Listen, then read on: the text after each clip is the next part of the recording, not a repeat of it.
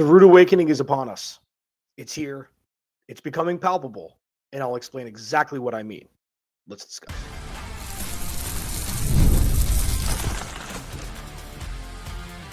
You are Locked On Cardinals, your daily Arizona Cardinals podcast.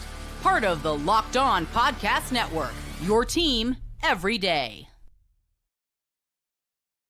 Cardinals, Alex Clancy here. Thank you for making Locked On Cardinals your first listen, part of the Locked On Podcast Network, now one on the list, none higher in sports podcast platforms in Locked On. Unbelievable. You know what else is unbelievable? The Cardinals interviewing quite literally every single human being, not literally, for their head coaching position. The list is getting longer. I don't think it's as big of a deal as others do, but it's still a deal. Not a big deal, not a little deal, kind of a deal. Today's episode of Locked On Cardinals is brought to you by FanDuel. Divisional round is here. FanDuel's officially in playoff mode, so visit FanDuel, an official sportsbook partner of the NFL, and grab your profit boost pack every NFL playoff game day. So here's the thing. Got a jam show today. There is a bright spot here, and you can't see it without kind of, seeing the forest through the trees. But there is one, and I'll leave you with a little positivity as we go into the weekend. Robert Saleh had a late-night interview last night. Cool. That deserves a whole segment. But that is just kind of a signifier on the rude awakening being here. And everybody who is an Arizona Cardinals fan, an Arizona Cardinals media member, and everything in between knows at this point that the Cardinals have significantly as strong, but have the worst perceived outlook of all the head coaching vacancies. I mean, even Cleveland's lapping the Cardinals, which is crazy with Deshaun Watson's contract. So that's not the surprising part.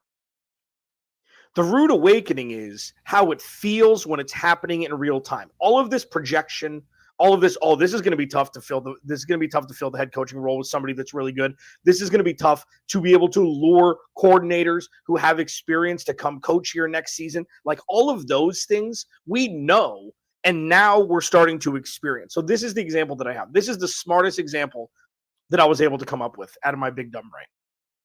Is it's going to be really windy this weekend. It's going to be really windy this weekend. Man, you hear about the wind? Man, it's going to be really windy. You better, hunker down. It's going to be really windy. Not going to be like a hurricane, but it's going to be really windy. So, be safe, whatever. Bring your dogs inside, all that stuff. It's going to be really windy. Man, this could have some, this could be really, really windy. Okay?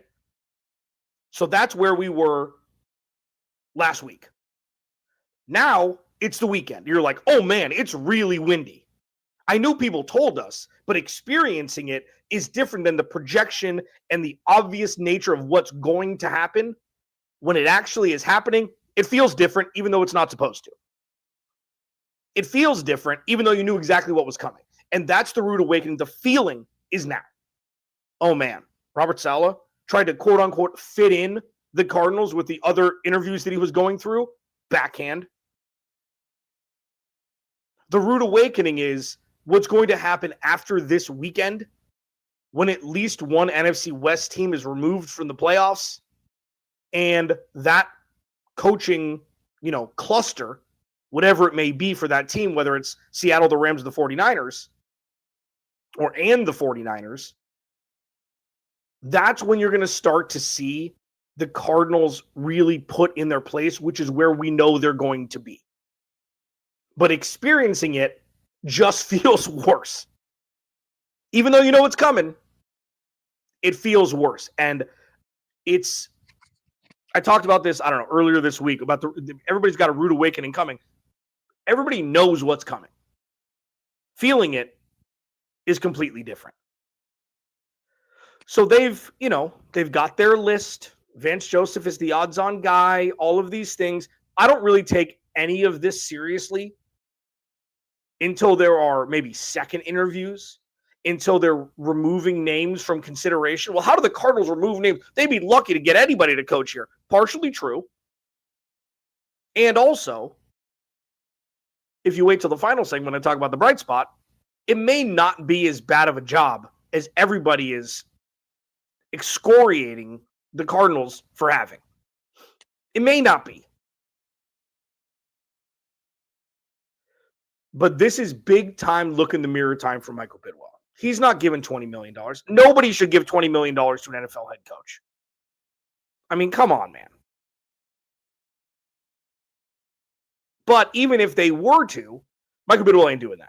That doesn't mean he won't give 8 or 9. He gave a first-time head coach, Jonathan Gannon, a 4-year deal with a 5th-year option for $5 million a year.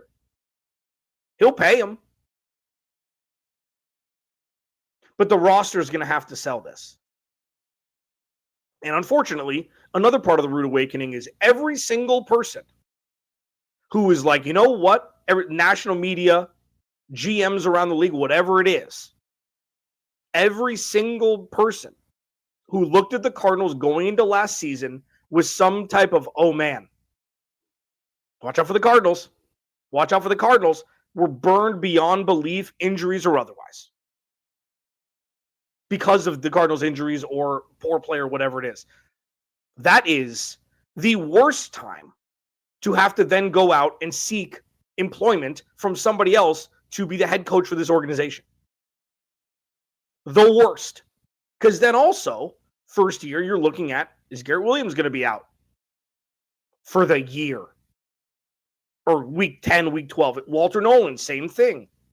Those injuries at the end of the year are massive. Obviously, you never want anybody to get injured, but those injuries are massive for 2026 also, especially with a team that's licking its wounds and trying to salvage some sort of positivity next season. So, yes, it's the coaching search, the coordinator search, the look in the mirror for Michael Bidwill, the roster construction, all of these things. This is when the reaping what you sow situation is upon us. And you always, when you know it's coming, it's still like, man, it's really windy. I know they said it, but man, boy, is it windy. So, it's not rude awakening like, oh, the Cardinals think they're the best destination, then they get, me as head coach. That's a real, rude awakening. Like, hey, check yourself, dude. Obviously, we have different viewpoints on what the hell is going on here. But I think Michael Bidwill, if he's ever going to change, it's going to be in the next 3 or 4 years. This has got to be so embarrassing for him. You feel bad for him a little bit. I might feel bad for him 5%. He's not a great person, it seems, not a great boss. Multiple allegations against him. I'm not condoning that. That is not part of the 5%. The part of the 5%, you know what? Trying something different. Cast a wide net, let go of Steve Keim, spend money on free agents, let Monty Osborne do his thing, and it just hasn't worked. Unfortunately, the other 95% far outweighs in importance the 5% where you kind of feel bad for Mikey. The rude awakening is here. Let's see if the Cardinals can withstand it and find a guy to lead this team out of the mud and the muck that they're in right now. Locked On Cardinals, your team every day. Robert Saleh, how sweet of him. Fit the Cardinals in during a late night interview last night. What does it mean? Is it important? Is it just cosmetic? I'll discuss it next. This episode of Locked On Cardinals is brought to you by Robinhood. What if sports were, traded like markets? Now you can put Sports IQ to work in real time with Robinhood prediction markets. It's not you against the house. It's you participating in a live market. You can buy or sell positions live all game long. Use your sports knowledge in the moments that matter. And Robinhood prediction markets change the game. It's really moving the action. It's people moving the action. So when momentum shifts, you can move with it. I always knew the game, but never had a dynamic way to apply the knowledge. Now I can actually take part live in a market powered by people. You're no longer just a spectator. Play by play, you decide. Trade every play with Robinhood. Now available across the U.S. Download the Robinhood app now to begin.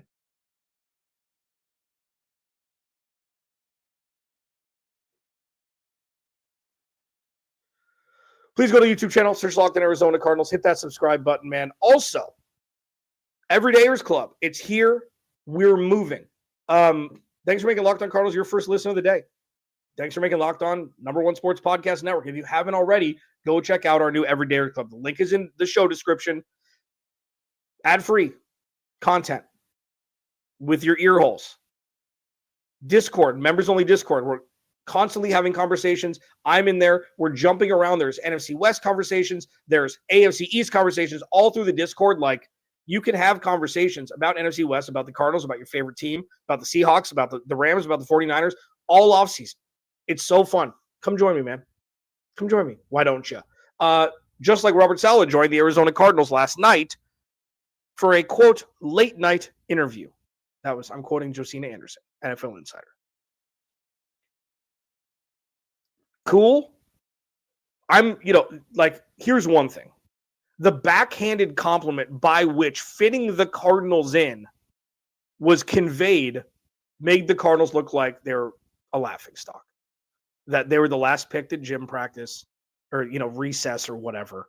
And this is just a courtesy by Robert Saleh to come interview. The thing that I can't get over, it's not a big deal, but it's like the thing that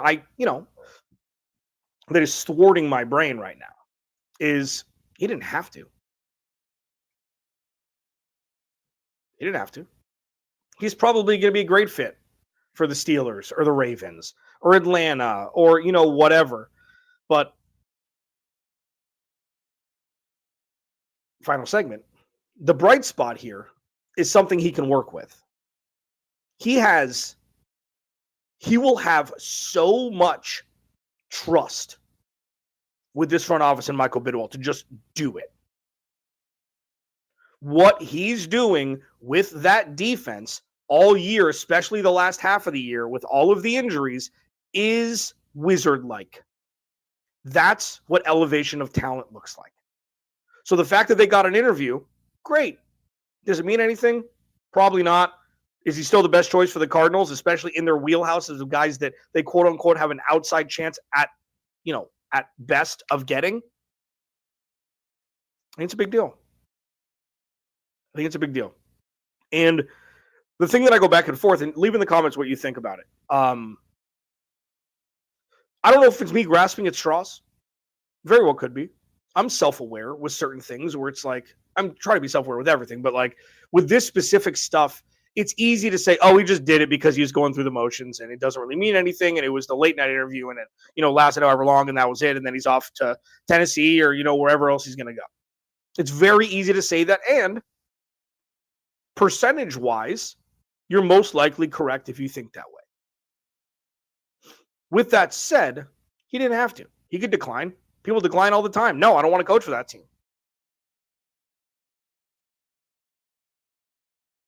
I'll be curious to see if they bring him in for a second interview after San Francisco is removed from the playoffs. That'll be interesting. When he has time, when it's not just in the middle of the week before the playoffs. Like, that's crazy that you're allowed to interview for head coaching candidates mid-playoff run. That's crazy to me. Anyways, I think the fact that it happened was big for the Cardinals. Will it mean anything? Probably not. They need to put every single penny together to be like, hey, 8, 9, you're our guy. Usher us out of the mud and the muck.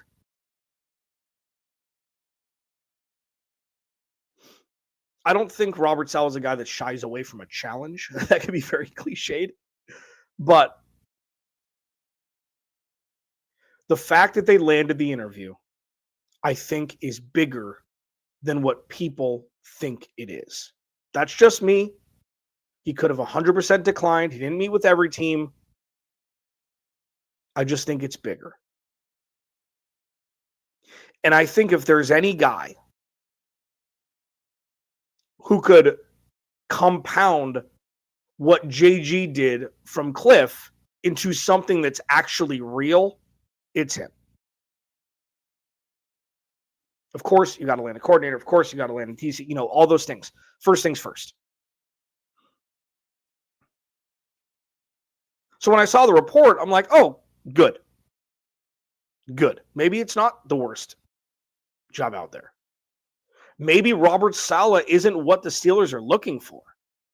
Maybe Mike Tomlin will get the number one option that Robert Saleh had.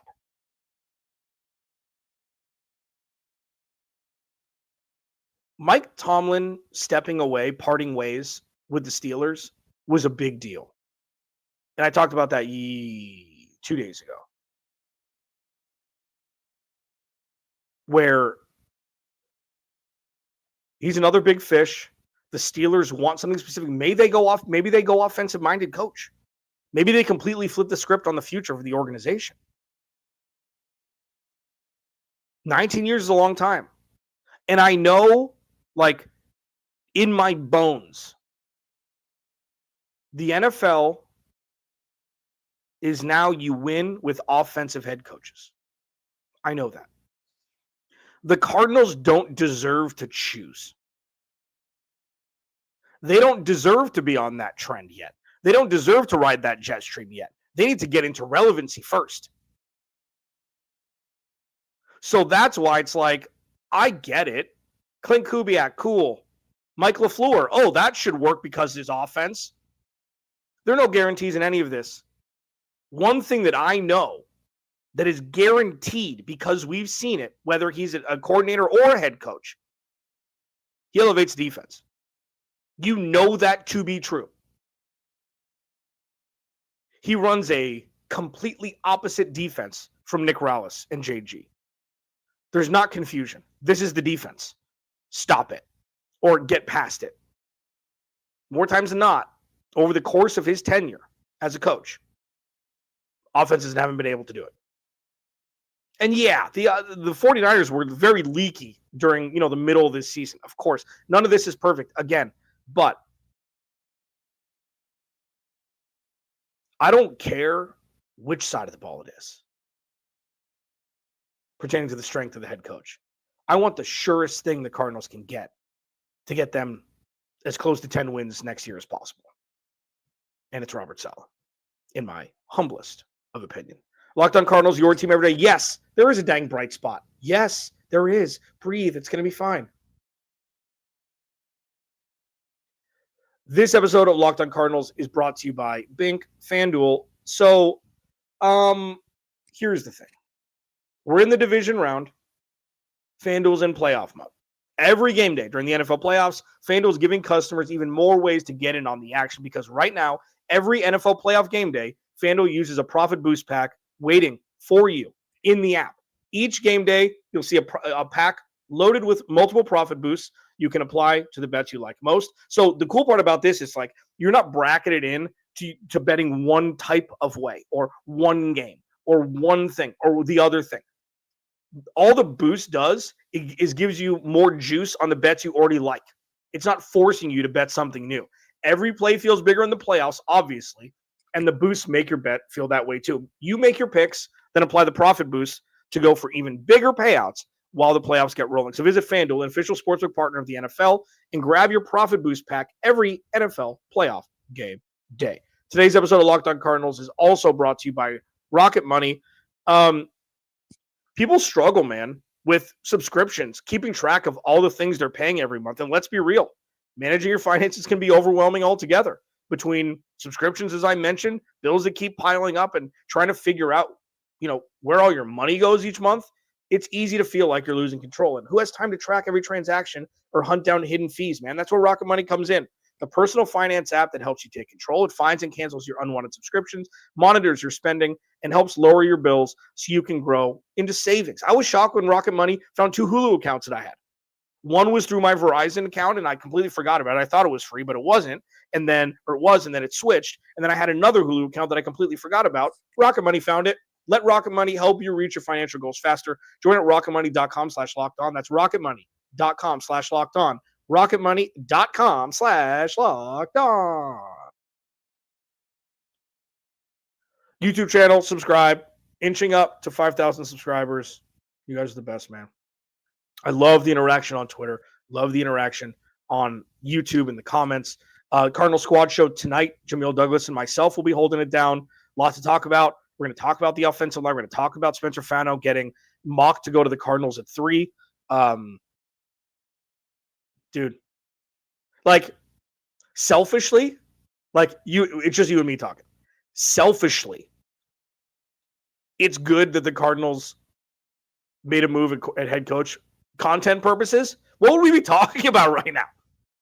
Would I be bumping up the old mock draft machine 5 days a week? What are we doing here? Jokingly, I would have found stuff to talk about, but this is free lunch. Unfortunately for Jonathan Gannon, Jonathan Gannon's going to be fine. He'll find a DC role somewhere, and he'll be a head coach later, I'm sure. He'll be fine. He's got the makings of it. There's a bright spot. Okay? There is a bright spot. Is this thing on? There's a bright spot. This roster is more talented than people think it is. And there's layers to this, okay? Even I self-diagnosed that I may be too close to this roster without looking across the NFL and being like, oh, they're not as talented as I thought. There's part of that in this, I'm sure. But that doesn't mean the next layer is this roster can be as talented if elevated properly. Robert Saleh, specifically, or any coach that comes in, their number one attribute, besides being a good leader, is being able to develop and elevate talent. Number one. Because I know Monty's getting a lot of flack. JG got fired for it. I know there's been a bunch of injuries. Nick Rallis was able to elevate this roster defensively in 2023 when they had no talent, and the majority of 2024, they fell off a cliff after week 5 this year. I know they couldn't run the ball. I know there were injuries. I know Jacoby Brissett, Kyler Murray. I know all of it. Giving up 40 burgers every other week, that's not it, regardless of injuries. And I know that my reason/excuse, I wish there was a word for that was fused together. The baby of reason and excuse was, it's not that 5 guys were injured at the same time. It's that every week there was a different key guy out. So the momentum wasn't ever able to be built. It doesn't matter. When you have a roster, when healthy, Walter Nolan, Garrett Williams, Will Johnson, Josh Sweat, Calais, you hope he comes back. Dalvin Tomlinson, Budda Baker, we'll see. Mac Wilson is the most unsung guy on this team. Cody Simon played pretty well last year. Denzel Burke made the all-rookie team. That's plenty on defense, talent-wise. And then you add another free agent cycle and another draft. That is plenty of talent to be able to make a difference. They were giving up 19 points a game through 5 weeks. Under 30, no, I did not mean under 30. I meant under 25 for the majority into the bye week. And then the wheels fell off. And I focus predominantly on defense because, it's under the guys that Robert Saleh is their number one option that you hope you can land, even though it's a long shot, you would think. Paris Johnson Jr., Marv, Trey McBride, Michael Wilson. It's enough. One more cycle, maybe bring in a wideout. Who knows what's going to happen with Greg Dortch? Who knows what their running back room is going to look like? If they draft a running back with the number 3 overall pick, I'm going to rip my background down. Sorry, that was just lack of a filter of my stream of consciousness, because that's what I'm seeing mocked by a couple other big name pundits with Jeremiah Love going 3. Blake Gillikin will be back next year. He was out for the majority of the year on IR, the punter, who was great. I'm sure they're going to look for another kicker. I don't know how you can bring Chad Ryland back.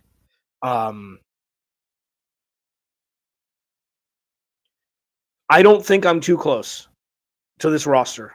There are rosters that are significantly better. Sure. We can't have the conversation of look at the Eagles. It's yeah.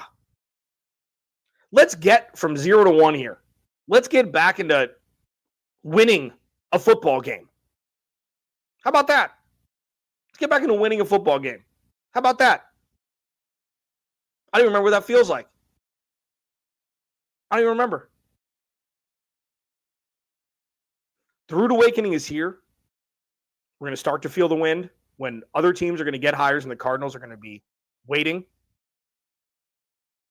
The Saleh late night interview is more important than people think, but it may not be important enough. It'll be interesting to see if the 49ers lose to the Seahawks this week, if they're going to get a second interview next week. It'll add a little bit more, oomph to it, unless he's using the Cardinals as leverage, like head coaches like to do from time to time. But the bright spot here is there's talent on this roster that's ready to be developed and elevated. And the Cardinals absolutely need to find that guy who, outside of leadership, his number one strength is developing talent. Locked On Cardinals, your team every day. Squad show, 4:00 Arizona time. Without you, there is no me. I'll talk to you Monday and tonight at 4 this afternoon and Monday. How's that for a clean ending?